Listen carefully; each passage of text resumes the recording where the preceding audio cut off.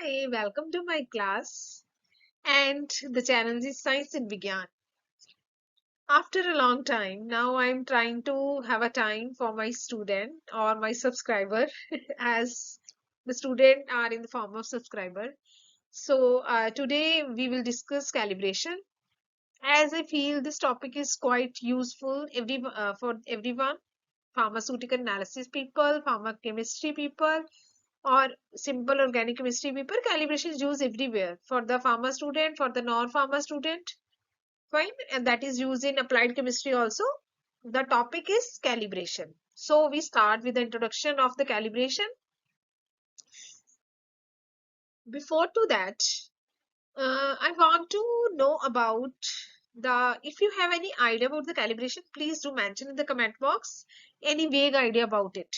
Fine. Okay. And before sitting in front of the camera or the on the mobile or the laptop you use to watch the video, please have any notebook, because we'll discuss very important topic today. Okay. What is calibration? From the name itself clear, calibration means comparison of the two things. We can calibrate instrument also, we can calibrate any chemical also, everything we can calibrate before starting any experiment. As we know, in the any lab, when we start to work anything in the lab, we use different type of glassware as well as different type of instrument apparatus. Before starting the experiment, we have to calibrate it. Okay, so what is the calibration?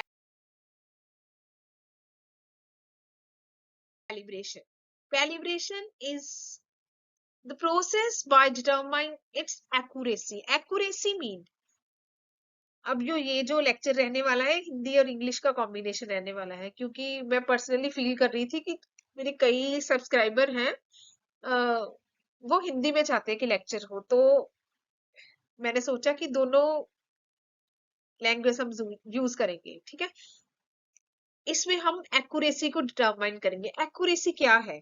For example, आपने कोई 100 ग्राम chemical वे किया weighing balance में.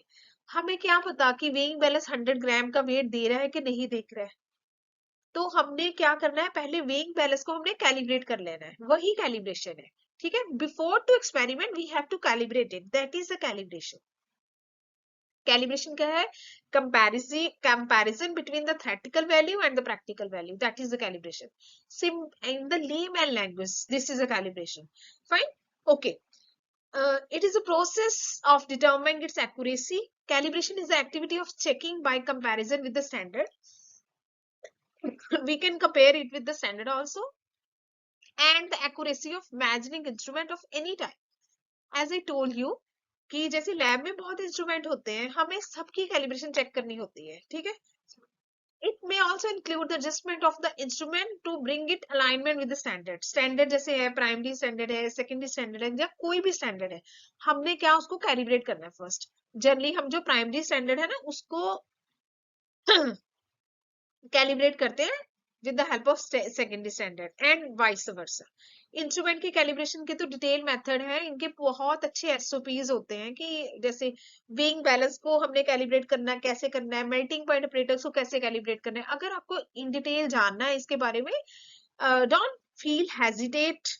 don't feel hesitant to write a message in the chat box, or you can reach me also with the email id farmerword@gmail.com. You can contact me through Instagram also, Facebook also.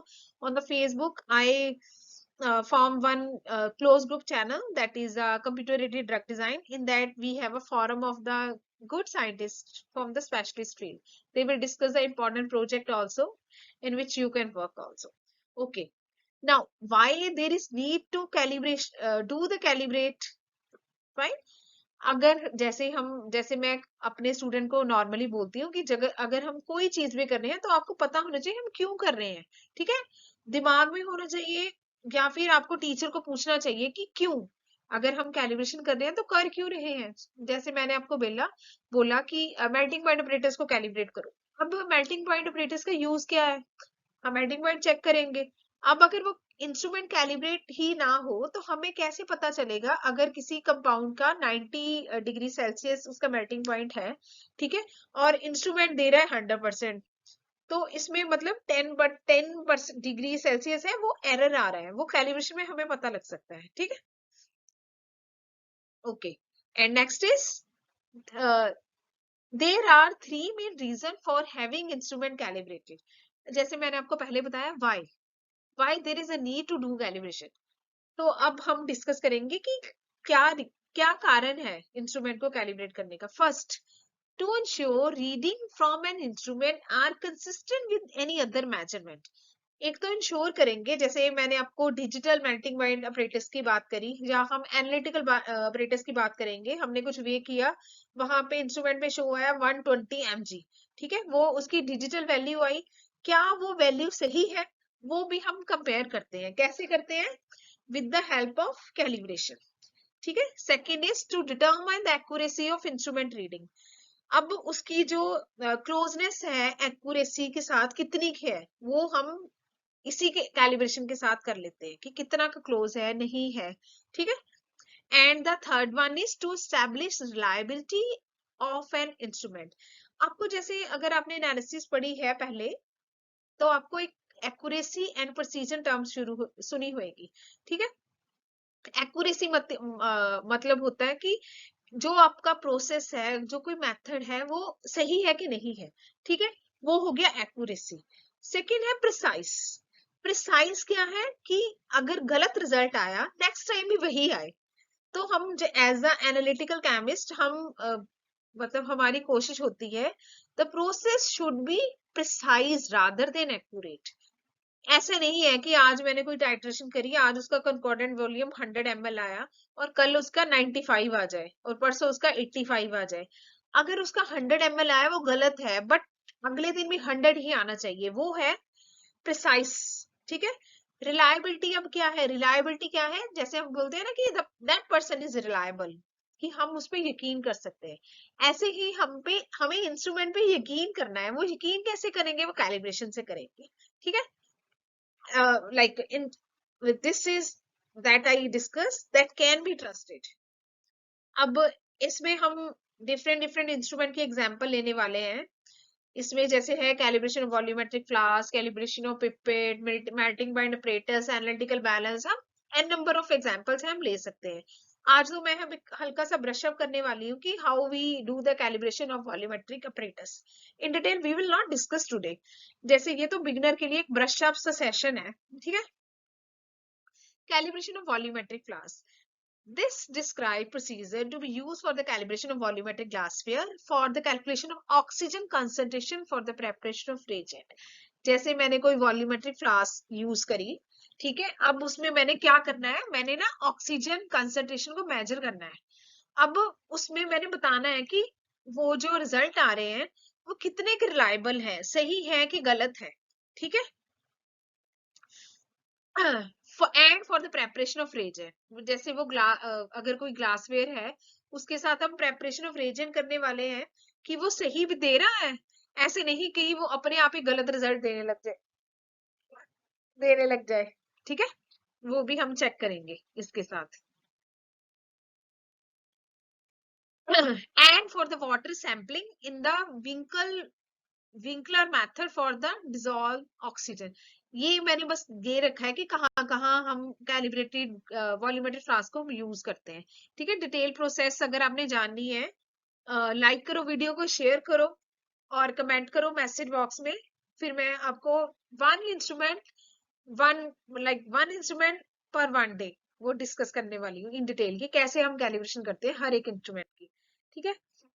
ऐसे same है, इसमें हम क्या करते हैं? Volume operators major करते हैं, फिर उसकी बायोन्सी मेजर करते हैं, डेंसिटी करते हैं मेजर, सब कुछ मेजर करके फिर ये एक फार्मूला है उसको अप्लाई करते हैं। VT equal to WW F buoyancy divided by PW, ठीक है।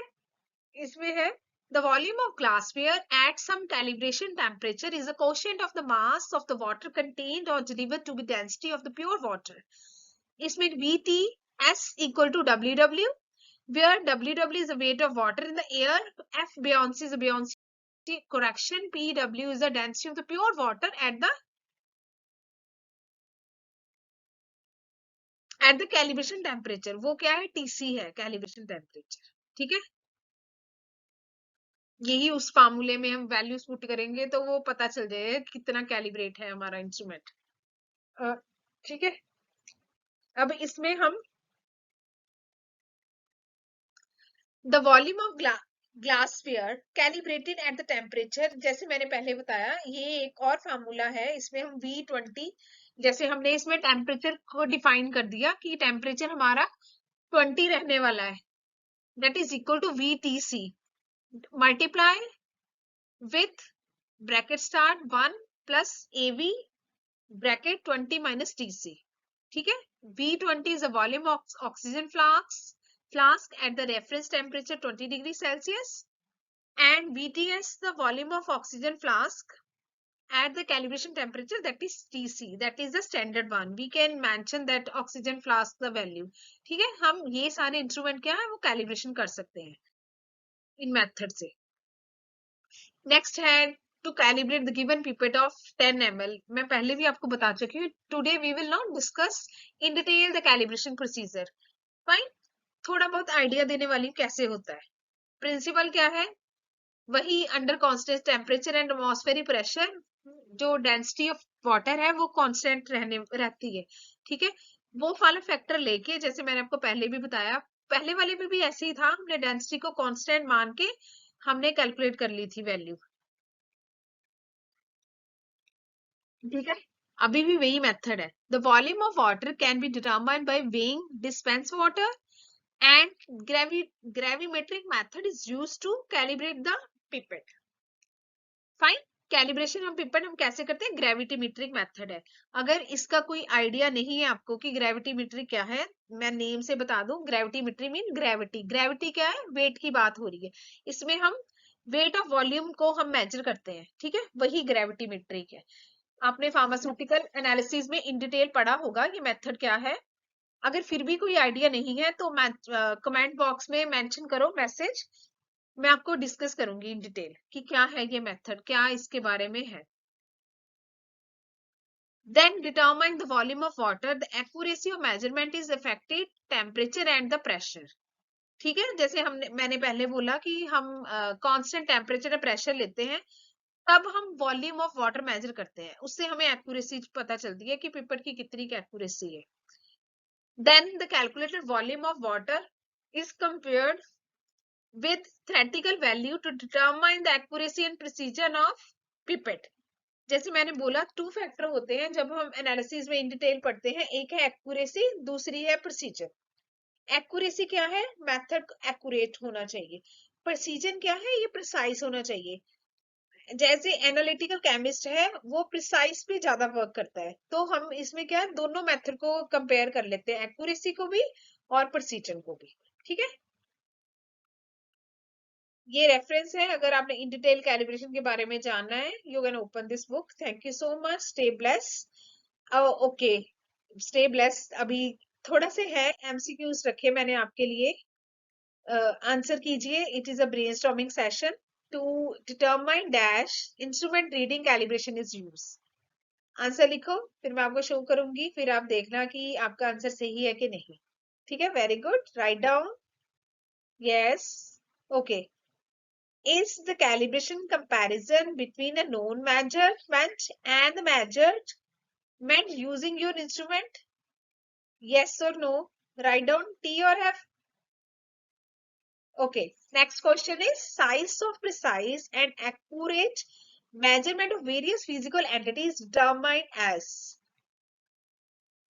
उस साइंस को क्या बोलते हैं जिसमें हम एक्यूरेसी एंड मेजरमेंट को मेजर करते हैं? ठीक है, उसको क्या बोलते हैं? Please do right. Okay, next is accuracy and precision are dependent on each other. True and false? Okay, I hope you have written the answer. Okay, now match it. First is accuracy, second is true, third is meteorology,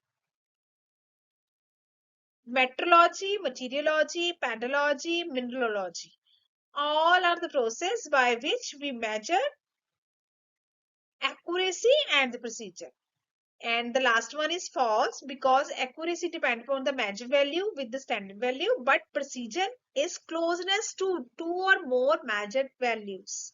Hence, they are not dependent. जैसे मैंने आपको पहले भी बताया, accuracy क्या है? Accuracy है कि जो process है, कोई method है, वो कितना का accurate है. और precision क्या है? वो है कि अगर inaccurate भी है, वही result आना चाहिए next day भी. That is precision. तो ये totally independent of each other. Fine. Thank you so much. Happy learning. Don't forget to share and like the channel and share my video if you feel it's useful. Thank you so much. Stay blessed. Happy learning. Thank you.